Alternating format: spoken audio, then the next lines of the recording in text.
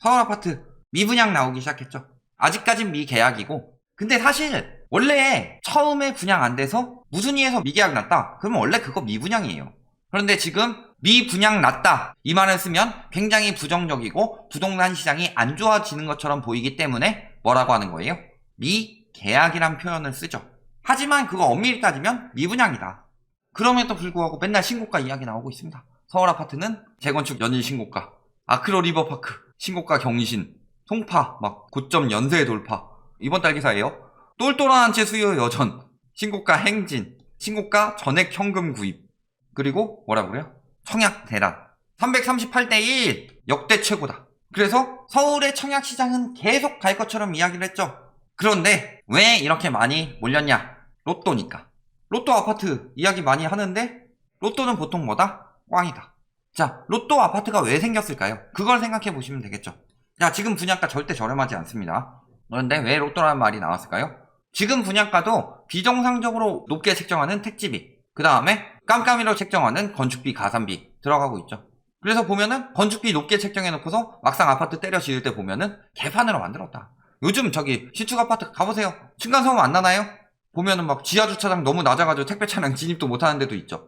곰팡이, 흙파리 뭐 이런 것들 다방면이고, 뜯어보면 쓰레기 나오고 이런 것도 굉장히 많죠. 보통 수익은 가산비나 이런 데서 올리니까 건축비 1000만원 책정했으면은 거기서 떼봐야 한 10% 쳐먹고 900만원 정도는 지어줘야 될 거 아니냐. 근데 건축비 1000만원 만들어 놓고서 이런 사정 저런 사정 다 돼가면서 막상 짓는 거 보면 한 4,500만원 수준이다. 가산비 말할 것도 없죠. 깜깜이라고 하면서 엄청 챙겨먹는 거고. 그래서 지금 분양가 자체도 거품이 굉장히 많은데 거기에 로또라는 이야기가 붙을 정도면은 지금 집값이 얼마나 거품이 크냐라는 것을 역설해주는 말이죠. 자, 분양가 상한제가 분양가를 억지로 제한한다 이렇게 생각하시는데 적정 분양가를 넘지 않도록 해라. 이게 분양가 상한제고 고분양가 규제예요. 그런데 그게 로또가 될 정도면 거품이 엄청 심하다는 소리예요. 그래서 지금 아파트가 너무 비싸기 때문에 몰린다가 아니라 차익을 이만큼 볼 수 있는 로또 아파트다. 이런 식으로 언론이 자꾸 여론을 만들고 있다. 그래서 청약을 받을 때 어떻게 해요? 돈 없는 사람들이 청약 받죠. 왜? 5억 이상 오를 거니까. 주변 시세 보면. 그러면은 나중에 잔금 걱정은 안 해도 돼요. 대출 40% 받아도 예전에 초이노미스 때만큼 대출 그 이상 나온다고 보이니까. 중도금 때부터 막히더라도 한 5, 6회차 연체하고 잔금 때 대출 받아서 들어간다. 시세 차익 5억 남는다. 그런 식으로 분양가 뻥튀기 돼서 건설사들 엄청나게 벌어 처먹고 있다. 그러면서 계속 저렇게 청약 경쟁률을 유도했는데 청약 경쟁률에 가수요가 굉장히 많다는 것들이 드러나고 있죠. 가수요라는 건 투기 수요를 이야기하는 거 아니에요. 진짜로 실수요든 투기 수요든 제외하고 그냥 경쟁률만 뻥튀기 하려고 들어온 사람들도 굉장히 많다는 거죠. 미계약이 쌓이고 있답니다. 중도금 대출이 가능한 9억 원 미만, 마곡지구 가깝고, 사실 그렇게 가깝진 않아요. 강서구 쪽 지리 가보면은 우장산을 화곡 지나가지고 저쪽으로 가야 되는데 생각보다 그렇게 엄청 가깝진 않다. 걸어 다닐 정도까지는 아니고 출퇴근하기는 괜찮은 거리죠. 그랬을 때 37가구 모집에 2288명. 그런데 18명이 계약을 포기했다. 60대 1이 넘었는데 포기가 이렇게 많다는 거 무슨 소리예요? 첫 번째는 아예 넣을 생각도 없는 사람들이 생각보다 많이 당첨됐을 수가 있다. 또 한 가지는 뭐예요? 내가 이 집을 사는 게 맞냐? 이 가격에. 이런 의심이 가는 사람들이 일단 청약에 넣었다가 생각이 바뀐 사람들이 늘어나고 있다는 거죠. 맨날 뭐라 그래요? 주택 공급 규제래요. 주택 공급 규제라고 하는데 재건축 1000가구 하면은 얼마나 나와요? 일반 분양? 300가구 나오면 엄청나게 많이 나오는 거죠. 1000가구짜리 1300가구 되면은 인허가로 1300가구 잡고서 공공분양 500가구 나오는 거보다 이거 1300가구가 더 좋은 것처럼 요거는 1300가구 공급되는데 요거는 500가구만 공급됩니다. 이런 식으로 이야기하고 있는데 공급 절대 안 부족하죠 지금. 그러면서 보면 어때요? 관악구 신림 스카이 아파트 여기도 43가구 994명 모였는데 27가구가 미계약. 자, 여기 퍼센테이지 봅시다. 37 중에 18개예요. 그 다음에 여기는 43 중에서 27가구. 그리고 무순위 했는데 무순위에서 5가구 빼고 또 22가구가 나왔다는 거죠. 요거는 미계약분이라고 얘기하는데 무순위에서 안 됐으면 미분양이에요. 그런데 이걸 가지고 뭐라 그래요? 얘네는 가구수를 봐라. 나홀로 아파트 아니냐. 나홀로 아파트니까 미분양 난 거다.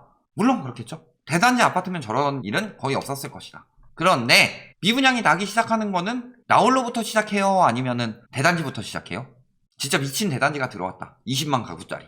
그런 경우가 아니라면 일반적으로는 1000가구에서 한 3000가구 규모 그 정도 대단지는 웬만하면 거의 완판된다. 서울에서는. 그런데 엄청 많으면은 거기선 또 문제가 생길 수도 있지만 보통은 그렇게 되죠. 그래서 나홀로부터 시작이 된 거다 지금.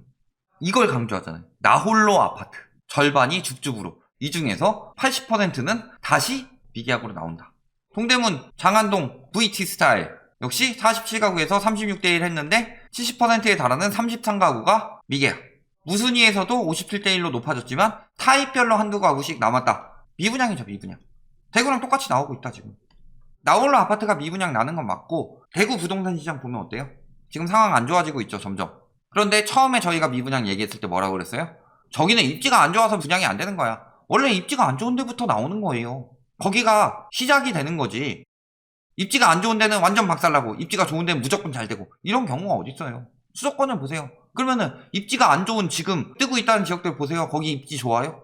오산, 평택, 화성, 동두천, 김포, 파주 이런 데가 입지가 좋아요? 입지 안 좋죠. 왜? 중심부에서 꽤나 굉장히 머니까. 그런데 그런 데 뜨고 있죠. 왜 그래요? 그 다음에 거기서 진짜 박살나는 건 입지가 안 좋은 데부터 박살난다. 그러니까 분양도 입지가 안 좋은 데부터 안 되는 거예요. 나중에 수요 다 빠지고 나서 봤을 때 어떤 상황이 벌어지냐. 대구는 입지 안 좋은데 벌써 미분양 났다는 거 문제가 있다는 거죠. 그리고 서울에서도 그 일이 벌어지고 있다. 아니 그러면 서울보다 그 외곽부터 박살나야 되는 거 아니에요? 서울이 규제가 더 심하니까. 서울이 규제가 더 심하기 때문에 이제 돈 없는 사람들 다 떨어져 나가고 있는 거죠. 자, 강남 한복판 아파트도 미분양이라고 보긴 그렇지만 뭐예요? 보류지. 보류지 뭐라고 그랬어요? 회사 보유분이라고 그랬죠. 요거 또 이렇게 써놓으면은 와가지고 회사 보유분 아닌데 라고 난리치는 사람들이 있을 것 같아서 얘기할 거예요. 일반적으로 보류지는 회사 보유분인데 여기는 뭐예요? 조합이 조합원 증가에 대비해 분양 않고 유보해 놓은 물건이다. 즉 뭐예요? 조합 보유분이다. 그래서 5가구 모조리 다 유찰됐다. 왜? 비싸니까. 서초, 레미안 여기도 9가구 중 4가구가 유찰됐다. 자, 근데 쉽게 얘기해서 보류지가 생기는 경우 방금처럼 조합원 증가를 대비해서 미리 보류지를 빼놨다. 재건축에선 조합원 늘어날 가능성이 적지만 재개발 같은 경우는 생길 수도 있으니까. 그리고 또 한 가지. 그 위치에 다른 커뮤니티 시설을 지으려고 그랬다. 그런데 커뮤니티 시설 대신에 아파트 공급을 하게 돼서 보류지로 뒤늦게 나오는 경우도 있고 또 한 가지 뭐예요? 미분양 났었는데 숨기고 원판 난 것처럼 해놓고서 회사 보유분이라고 몰래 팔아먹는 경우도 있더라. 물론 저 경우가 그런 식으로 미분양 났다. 그래서 지금 몰래 팔아먹는다. 확실하지 않으니까 이것에 대해선 이야기하지 않을게요. 그런데 어떻게 따지면은 강남의 핵심인데 보류지 안 산다는 거예요. 비싸다고. 그런데 신고가 찍고 거래되는 건 왜 돼요? 여기 같은 가격에 새 집이 있는데.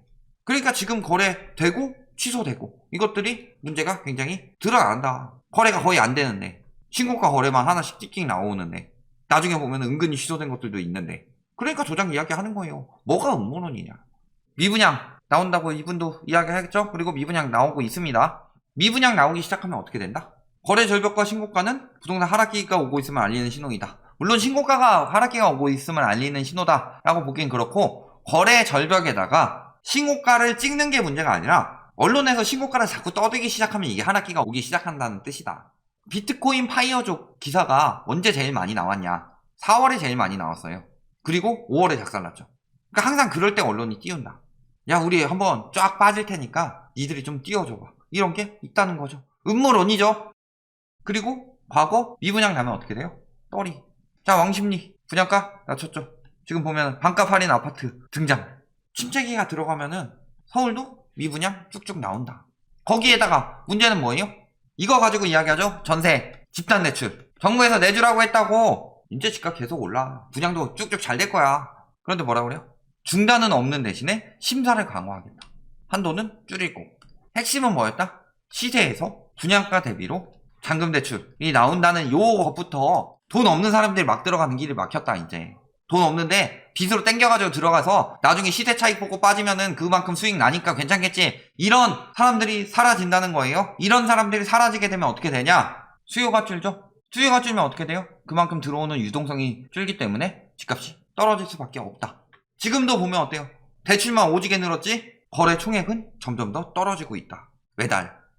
결론. 지표 떴습니다. 서울. 자, 다 미계약이라고 하고 있지만 미분양도 있죠. 이걸 가지고 자꾸 미계약이라고 우기는데 무순위에서 계약 안 되면 미분양이죠. 증가하고 있다. 그리고 보류지 역시도 계속 유찰되고 있다. 이게 서초다. 서초면은 서울의 중심지 중 하나죠. 강남과 서초가 거의 동급이죠.